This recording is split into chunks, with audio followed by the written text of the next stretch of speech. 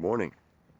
Behind me is my 2010 Ford F-150 5.4 liter 8-cylinder truck, and it has 77,000 miles on it. Runs like a deer, and surprisingly, even with the same spark plugs, it's still purrs like a kitten, although I'm starting to hear a little bit here and there. So anyway, all I'm saying is it's still a really nice truck, but it has a little strange sound that I want to make this video about.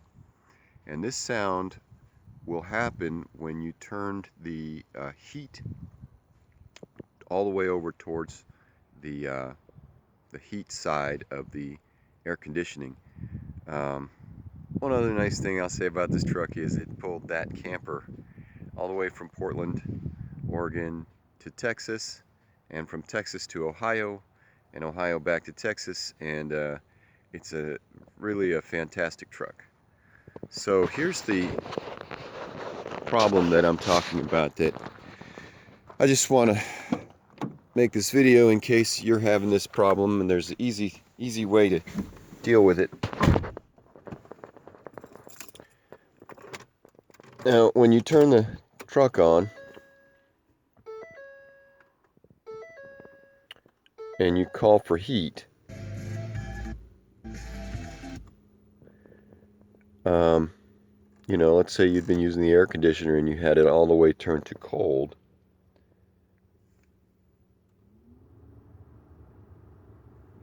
If you call all the way over for heat, and I don't know where this might be happening if you're watching this for your truck, but as you turn it, see, there's no problem yet.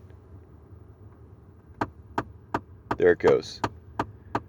That happened when I turned it all the way over, and it won't go away until I turn it back to about there.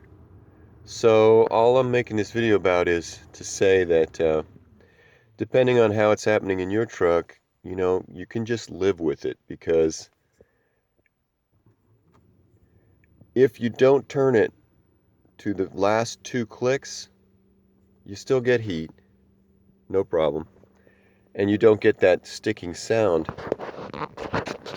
What that sound is there's a blend door inside your dashboard that will blend the hot air with the cold air, so that you can have either all hot or a mixture, so you're not getting too hot.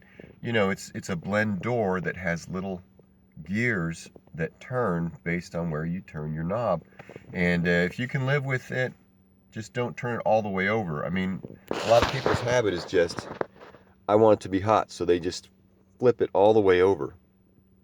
Well, you don't have to necessarily flip it all the way over. And the final thought is, I would love to put some kind of, I mean, first of all, I would love to fix it, but anytime taking the dashboard out and replacing that, you may make your vehicle worse in the process of taking out the dashboard. You may break things that hold the dashboard together. It's a big job. It's always a big deal. It's a real pain. So just, if you can live with it, then live with it.